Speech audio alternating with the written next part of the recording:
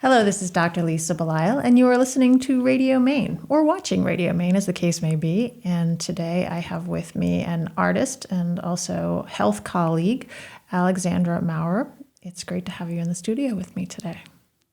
Thank you. It's great to be here. It's only the second time we've actually done this in the studio, so it's kind of been an interesting year, I think, for you and I and others in the health profession, getting used to seeing people face-to-face without masks. Yes, it has. I'll say that I did not practice much during the pandemic, and I still continue to practice in a group home where we're still masked. It just seems to be right, And your practice is acupuncture. Yes, trained in traditional Chinese medicine. So tell me about that. I know that you're an artist and you're recently affiliated with the Portland Art Gallery, but you have this interesting parallel track that you've been doing from really the beginning. Yes, and I was introduced to Chinese medicine because I've always had an interest in plant medicine. So I took the naturopathic pre-med track, then bumped into Chinese medicine and resonated with that paradigm of the system of medicine. It felt it resonated with me as an artist, actually, the way you describe the diagnostic paradigm. So as a paradigm, you're talking like the 5 phases, the seasonal element, the relationship between the seasons and the organ systems, and that is very nature-based. Yes, and it's a very refined system. So you can, once you study the system of Chinese medicine, which some say it's easier to go to Chinese medical school than allopathic medical school, but more challenging to practice, because then what you do is I always say that I'm always asking seemingly unrelated questions when I'm collecting data on a person's mental, emotional, spiritual, and physical health. So that is a wonderful fluid art. And it also recognizes that people change all the time. So it's not... people change. So with every treatment, with every day, and it takes that into account as people evolve. So much like art, I guess you could say. Well, tell me about that. Tell me about the changing of your art. Well, I will say that I've been primarily a parent for the last 27 years. And I think I've kept the thread of acupuncture and art going so that when I have my time freed up, which is beginning right in this phase of life, I now have opportunities that are opening up to dive deeper into both, which is really exciting. And both really inform one another. I find that when I get into a place where I've sort of nailed a painting, I feel like it's hit me at a core that feels really balanced and complete. And then when it's revealed to a greater audience, when it can touch people, it's an amazing experience when someone resonates with a piece of work. When it kind of touches, I just read something about Kandinsky, like color, when it touches the human soul, that's what it's about. And that's a lot like putting someone into a very balanced state through an acupuncture treatment. It's like life gets out of their way and they can just be. And that's, I think, where we all heal, because we're capable of it if we get out of our own way to some degree. So I think you bring up a really important point, and that is that parenting really is its own way of creating and being part of the artistic process, and also enabling essentially humans that are evolving to be the best versions of themselves, to you're just trying to get things out of the way so that they can do what they're going to do. Did you understand that as you were raising your children? At times. As a parent, you're really involved. I think there's a stage where you're trying to have them, in the end, develop a really grounded sense of self-regulation And that comes with them being deeply connected at a young age to some form of caregiver, and then slowly individuating step by step. I used to say that parenting is about, it sounds strange, chronic mourning. So you give birth and that's over. That could be sad for some people. And then if you nurse and you start to introduce foods, that's kind of sad. And then they start to eat their own. Then they get on the school bus. And then, so you have to practice letting go all the time. And I think if you don't do that, it can be very challenging when they go away from home. Like first living situation away from home, be it college or a job or camp. So I think you just have to practice that all along. And I think that the irony is that they are secure. You think they're going out into this crazy world, but they have their feet on the ground, I think. And that's kind of how my husband and I think that's how we raised our kids for the most part. I'm really relating to this idea of letting go, and even this idea of, I think with my son, who's now in his late 20s, the first time, I put something in his mouth that didn't come from me, that wasn't my own milk. It was such a deeply changing experience in a way that I think I wouldn't have realized it would be. And it's, I think before I became a parent, and our children are roughly the same age, I assumed that there would be a more rational approach I could take to all of this. And when I got into it, it was so much more deeply emotional than I thought it would be. Did you have that experience? I think at times, parenting is emotional. And actually, I'm going to take that word back, parenting. My husband and I always joke about how parenting was not a verb when we were being raised. You were a parent. And now it's like, it's a different thing. And I think I still have to gnaw on that whole concept, but I think it implies like being super attached all along the way versus just you're a parent, they're the child, and there's some sort of individuation between both parties with that. Parenting's emotional. And I thought that babies were hard at the time. I thought that middle schoolers, high school before they are 21, but now recognizing children as adults, that's a whole nother challenge of,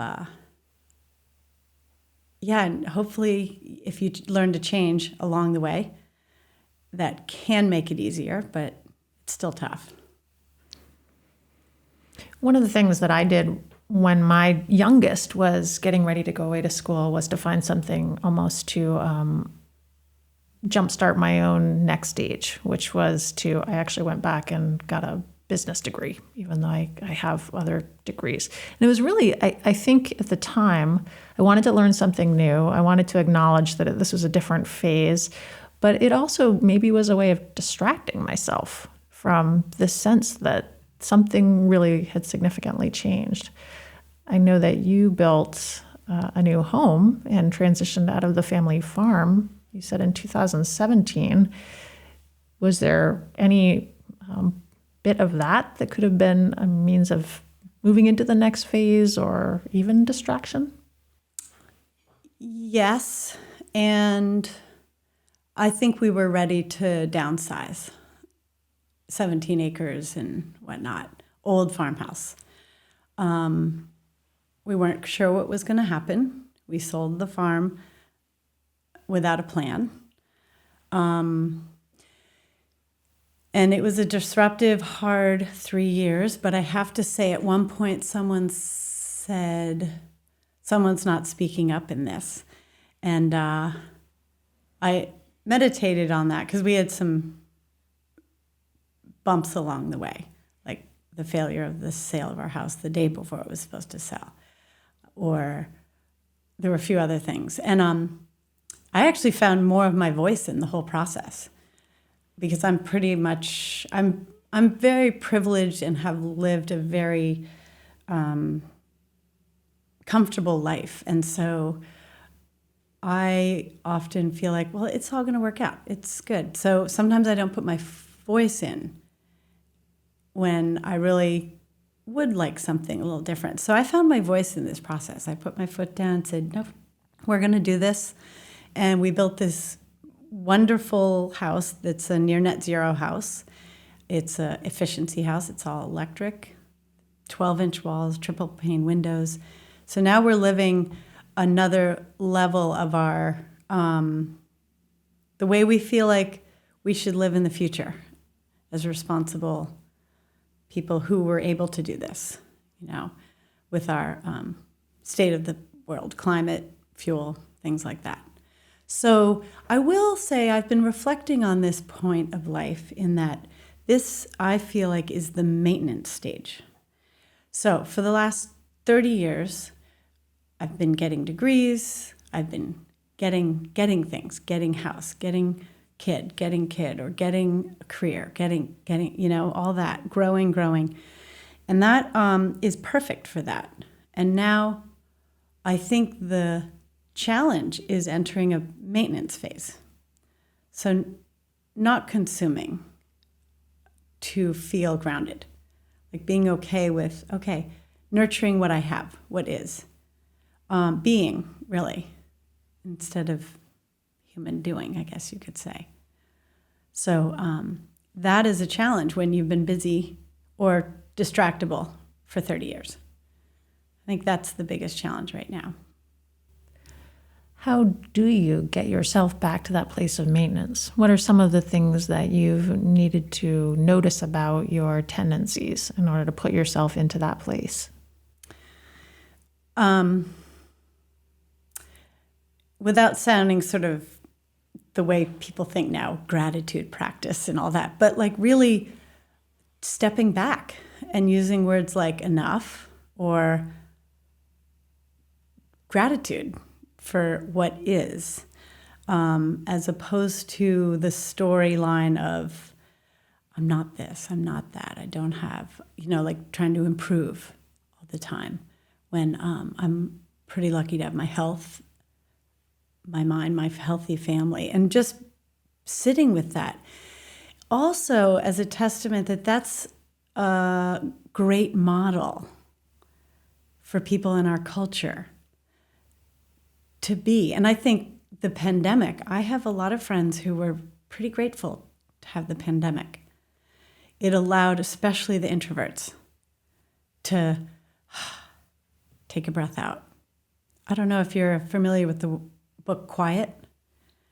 It's an amazing book. And really, since the Industrial Revolutions, introverts have really had to struggle to promote themselves, write and laugh. So they have a lot to teach us, just be, Do you consider yourself to be an introvert? Well, that's a good question, because I feel as though I am by nature an introvert and by nurture an extrovert. I was cultivated to be an extrovert. So all my friends will say, oh, yes, you are. But I think it's like I'm ambidextrous. I think I'm a bit of both because of that. Have you needed to be more of an extrovert professionally, where you practice traditional Chinese medicine and acupuncture? If you're asking if I've needed to work that, no, because it just comes to me. I am an extrovert on a certain level. I like to gather stories out of people. I like to connect people. I just love the idea of getting people together who I think are very interesting, introducing them, like say if we have a party. And then my biggest fantasy is once that's going, I go upstairs and I read my book and let the thing happen. So maybe that's the halfway between introvert and extrovert. But I just adore getting people together, gathering people who I think just can be creative together or create new, I really enjoy getting interesting people together. So that's somewhat similar to what you're describing about getting out of the way, just allowing things to happen, kind of removing obstacles. Yeah. I don't always do it, but that's where that's my work right now, I think. Has it been challenging for you to begin putting yourself out there as an artist? My gut says no. I'm ready for this. I've just never consolidated the energy enough to step into this different realm of an audience. And I'm loving it. It's so exciting. At some point, you made the decision that you would like to have representation, and you began an affiliation with the Portland Art Gallery. What was that moment? What was that decision point, and why did you think that became important at that time? That was a completely organic circumstance. I had built a studio in our new house. I've been clearing it out. I've been starting to work more regularly. I went and got some eyeglasses next door. I walked into the gallery, saw Emma Wilson, just chatted, didn't even think about it. Then the next day I was at the Portland Art Museum and someone said, you should go meet with Emma about this. I was like, okay. And then I did, and then everything just happened within like a week or two. So it was wonderfully organic and hit me, it was perfect. It was like a perfect timing thing, which is what I also like about it. For this point in time, this is a right fit. Do you subscribe to the idea that when the student is ready, the master appears? Certainly. I would, yes. Which is not to say that the Portland Art Gallery is the master. No, but whatever vehicle to elevate, one's skill sets or one's place or one's ideology, whatever, Is it hard to ready yourself to be in that place, or is this all part of the practice you've been describing with the meditation and the gratitude and the grounding and the looking at the next stage of your life? I think it's all just synchronicity at this point. I mean, I'm still dumbfounded that it's sort of rolling in this direction. It's just happening. And I'm rolling with it. The piece that we have next to us is called Holy Cow. And it's these brilliant, I always hesitate in front of artists to describe colors because I am not trained in art, but this brilliant orangey sky and some darker colors down below. You were telling me that this is all related to a study of colors with a very specific artist style. Is this something that you do on a regular basis, that you look at a set of work that's being done by a specific artist and try to find out what you can learn from it? Sometimes. And I think because I do believe that no idea is completely original. We're all influenced by our various sensory organs. So whether it's taste, sight, sound, touch. So this is someone who was exploring teaching this winter. He's a fine artist. Asked if I'd be a student of his for a sitting of a model painting in oils with what's called the Zorn palette. Anders Zorn was a painter, and he painted up until the 1920s, mostly portraits. And the Zorn palette, it's amazing work. I just got introduced to it. Is basically ivory black, titanium white, yellow ochre, and vermilion, which now a lot of people use red cadmium. And with those four colors, he was able to do extraordinary work. A little bit more challenging with landscapes. So if you were going to do more of that, if I do, an ultramarine blue introduction can help with that, just because of the spectrum of greens and blues. But so then I started to play around with that with this. I have a friend in Texas who we were working on the concept of a painting for her. And this is what I came up with. But I was working with the Zorn palette, and I was very much like, yep, this is done. And it's not quite the pinks, purples, skies of where she lives in Texas. So, but I really needed to stop at this point and not continue for her needs.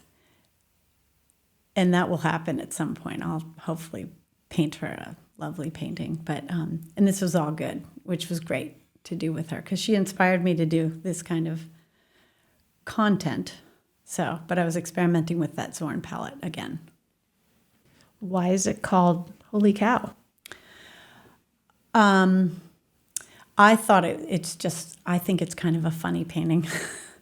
It just looks like a photobomb of a cow. And I also think that at this point in life, I think we need some whimsical, lovely things to look at and everything in between to touch our souls. Because our souls are being touched with some pretty hard things. So to put a compliment to that. And I think just holy cow is just a fun statement, you know. When you say holy cow, it's sort of like, wow. Well, I'm glad I asked this. And now that I'm looking at the piece, there is what seems to be a figure over to the side, which, as you've said this, it absolutely now looks like a cow that's stuck his head inside a landscape. So that is really fun. And there is something about that kind of makes me laugh. And actually, this is one of the reasons why I really love some of the pieces that Paige Eastburn O'Rourke does. And hers are art in a really different way. But I feel like you're onto something. There's something very serious about what we've been living through and what we're all continuing to work with and trying to kind of connect back to that childlike nature, I think, and the way of seeing the world that doesn't feel so threatening. Yeah, kind of a innocent purity, direct way of looking at things, like children do. My sister practices acupuncture. She was also trained out on the West Coast, and she's in the Portland area. And what she told me is that her practice is just overfull. There's so many people that are really wanting this type of healing, that are really needing this connection. And the levels of stress are so high. And I think that it has been hard for her, as I think it has been for many people in the healing fields, because we want to help. We want to bring people back to a state of balance. Have you found that also to be the case? Yes. Although my private practice is really dwindled significantly. So, and actually it was okay because we became general contractors during the time. So that was fortuitous. I work in a group home with co-occurring adults, co-ed. Co-occurring illness is substance use disorder with mental health. And it's a residence of up to 12 people. And I do the NADA protocol once a week there. And I also do additional individual treatment because the NADA protocol, National Acupuncture Detox Association, ear acupuncture, should be delivered daily. And I can't do that there. So whoever wants individualized treatment, I offer that. Interestingly, these are people who clearly don't live outside the pandemic, but clearly do. I mean, the level of other things that continued to happen other than COVID still happened. Opioid addiction, homelessness. And so to some degree, their lives were just the same as ever, except masked. It sounds strange, but so to some degree, I didn't see that stress as much at that house. I did with the staff because just navigating all the new protocols. But I think stress is blind. I think that acupuncture does an amazing job at resetting the central nervous system, the sympathetic versus the parasympathetic, fight or flight versus rest and digest. We need to be living in our parasympathetic, rest and digest, 99.9% of the time. We don't.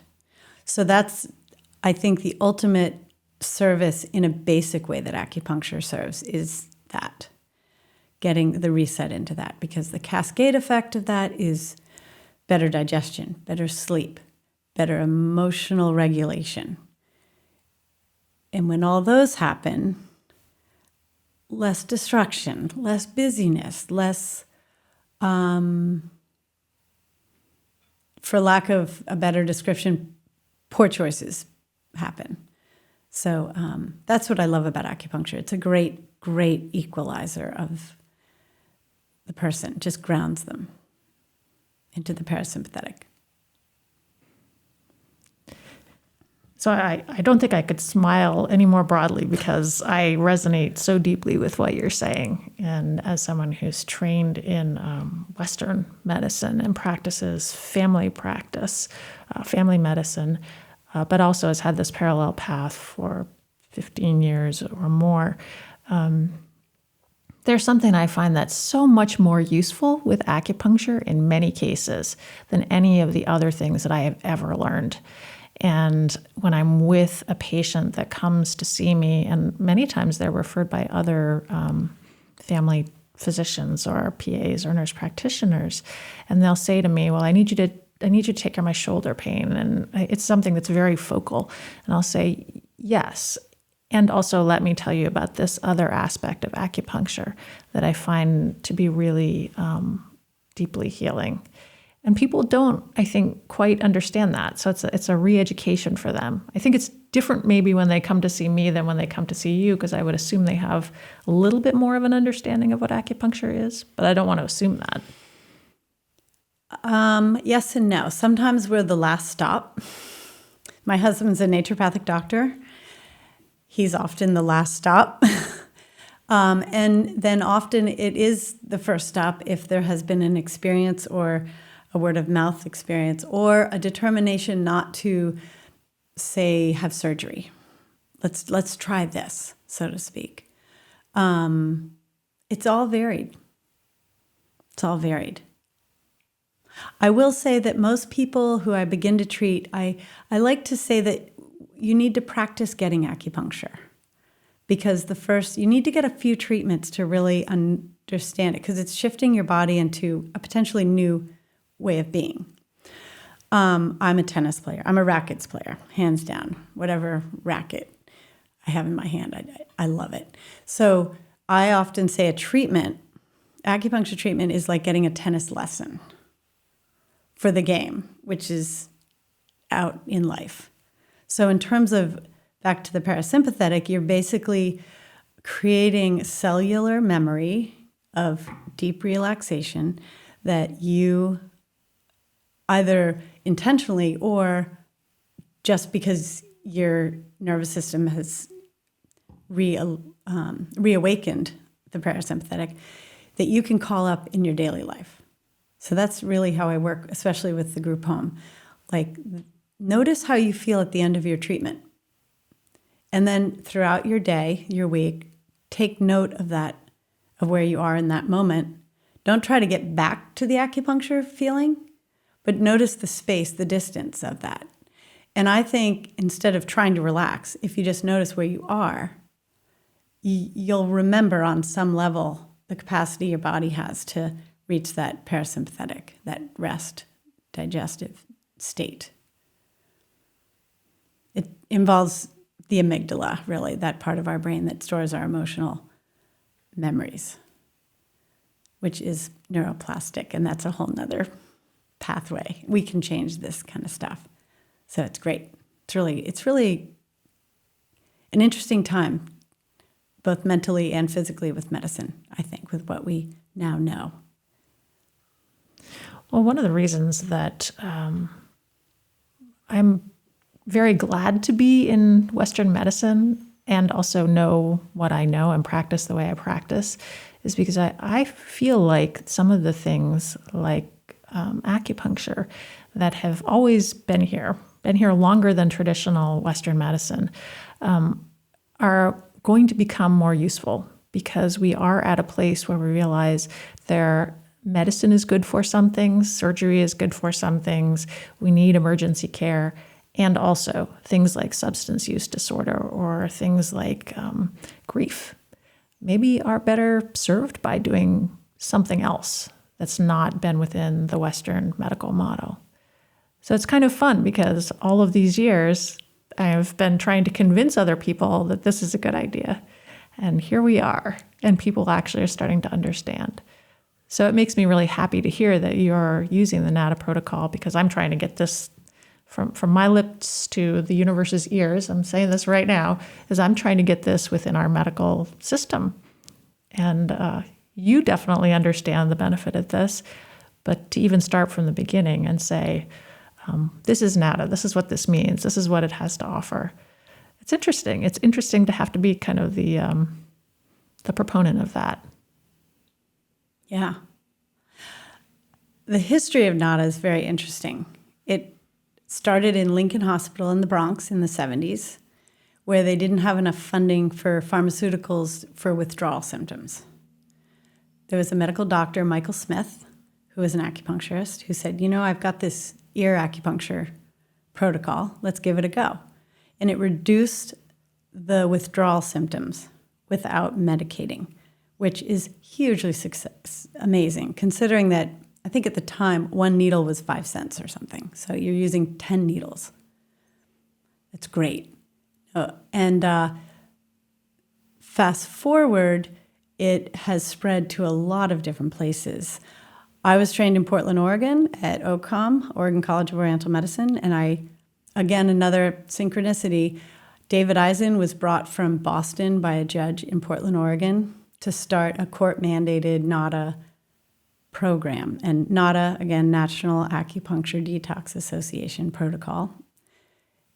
It was court-mandated, it was public health, and we were in all sorts of clinics, and that was in the early 1990s.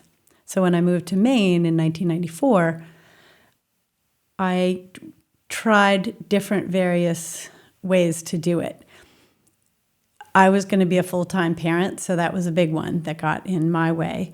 But I did little pilot projects. I started one at Preble Street. It was an 8-week one. We used a dental surgical office across the street from Preble Street in Portland. They sat on like gurneys, and I just did ear acupuncture. That was great. I ran then there's this community acupuncture clinic model. My classmate Lisa Rolliter started it.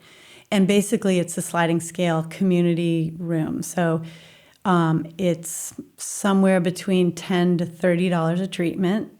There are a few in Maine that do this. And so I operated one Friday mornings out of my office so that for affordability, people could come see me a few times, but it's nice to get treatment weekly. So they would come in on the Fridays when I knew what the protocol was and not have to be charged as much. So I did that for a while. Wildwood Medicine, I worked there for a while. They have a public health, community health clinic. And then what was really exciting was 3 years ago, I think 2018, 4 acupuncturists did a year-long study. We did 1 week every month at Milestone on India Street, where we introduced the NADA protocol. And Milestone is an acute detox place, acute meaning 5 to 7 or 5 to 10 days in Portland. And that was great too. And then there's the Veterans Clinic that a lot of people have volunteered for, which again, that shut down during pandemic, which was challenging. And the Veterans Association hospitals, they use a lot of battlefield acupuncture, which is also ear acupuncture. And what I love about ear acupuncture is it's really so simple and so powerful. And I wonder sometimes if part of the reason why acupuncture hasn't had as much of a hold until now within mainstream medicine is because it's so simple. It's something that people don't understand, that using these needles, it can really move things in a way that we wouldn't expect. What do you think?